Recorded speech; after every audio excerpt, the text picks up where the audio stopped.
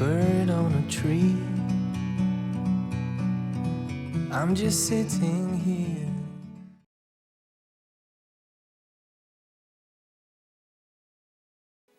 Perkenalkan, nama saya M. Nasional Pazaharan. Untuk link saya 431 142 1072. Saya dari Prodi Kimia Murni, Rombel Kimia 1C dari kelompok Telomoyo. Perkenalkan, nama saya Kofifa dengan NIM 431142138 dari Rombel Kimia 1B. Halo semuanya, saya Bel Citra Islami dengan NIM 43134211039 dari program studi farmasi Rombel F1B. Hai, perkenalkan saya Debbie Novira Pramestari dari Prodi Pendidikan Kimia dengan NIM 430142100. Assalamualaikum warahmatullahi wabarakatuh. Perkenalkan, saya Juliati, saya dari Rombel Pendidikan Kimia 1B dengan NIM 431421026.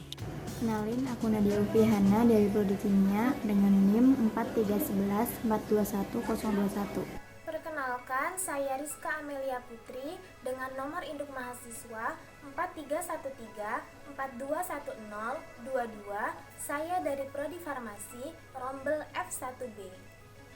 Halo semua, nama aku Sinta Dewi dari Prodi Kimia dengan NIM 431142103 Rombel K1A dari grup Telemoyo. Perkenalkan, nama saya Anissa Setiawati dari Prodi Pendidikan Kimia.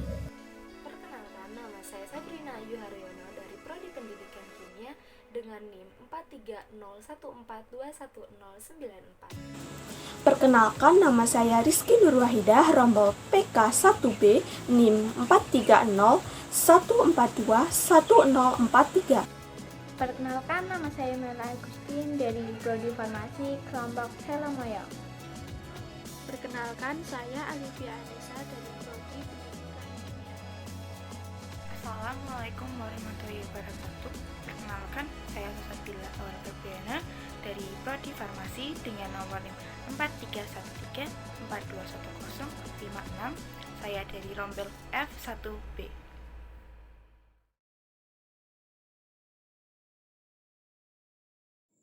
Di sini kelompok Telomoyo akan menjelaskan alat-alat apa saja yang dibutuhkan ketika melakukan aktivitas outdoor. Lalu untuk barang yang pertama yaitu carrier atau tas.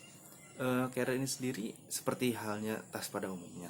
Namun carrier ini memiliki ukuran yang lebih besar, dan karena tentunya ketika kita beraktivitas di luar membutuhkan membawa barang yang lebih banyak selain pakaian ataupun yang lainnya seperti peralatan. Terutama carrier ini sering digunakan ketika melakukan pendakian gunung.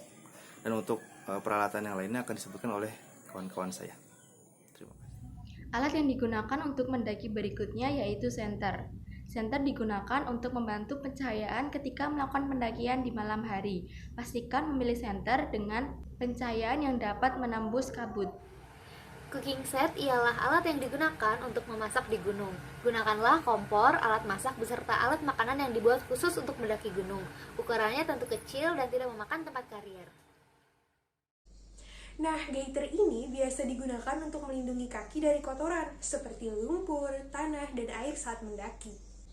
Nah, perlu diketahui bahwasannya gaiter ini memiliki panjang yang bermacam-macam, mulai dari 12 cm hingga 15 cm untuk melindungi kaki dari bagian ankle hingga lutut.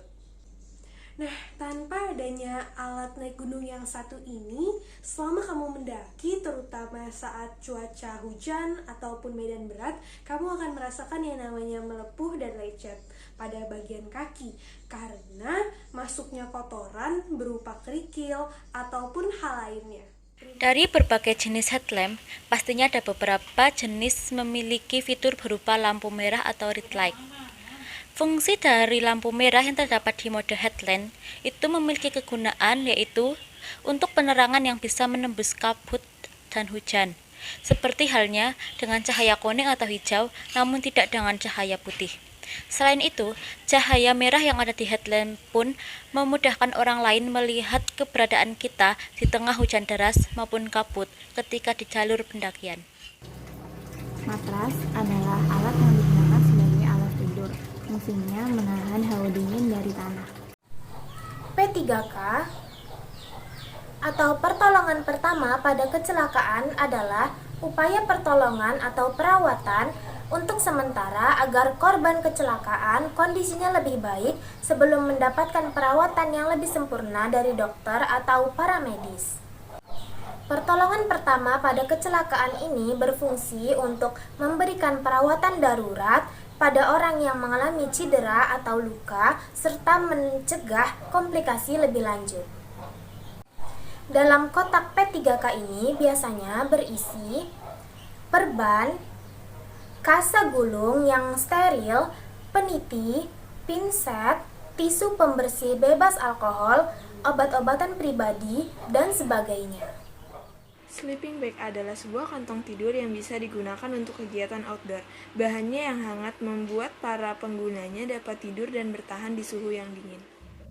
Pakaian untuk mendaki gunung yang aman dan nyaman. 1. Penutup kepala. Berfungsi melindungi kepala saat melewati area yang beranting tajam dan penuh dengan duri.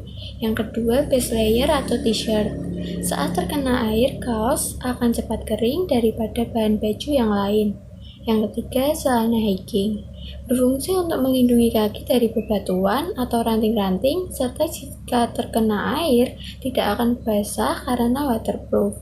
Yang keempat, sepatu gunung. Berfungsi melindungi kaki dari hewan kecil di gunung seperti lintah. Yang kelima, jaket gunung. Berfungsi melindungi tubuh dari udara dingin pegunungan.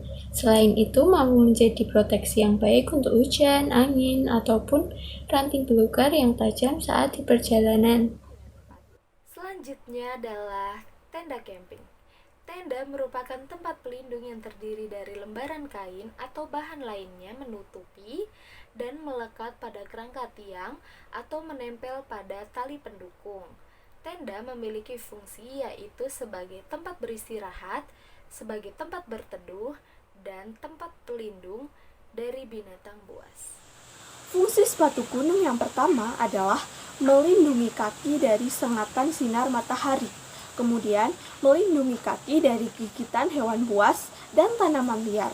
Yang ketiga, melindungi kaki dari cedera-cedera yang berbahaya, misalnya terpleset dan lain-lain. Kemudian, yang terakhir adalah menghangatkan kaki dari suhu udara yang dingin. Terima kasih. Selanjutnya yaitu trash bag. Trash bag adalah kasus untuk menempatkan sampah yang bisa langsung dibuang. Banyak produk trash bag yang telah menggunakan bahan biodegradable sehingga ramah lingkungan. Alat navigasi terdiri dari 1. GPS.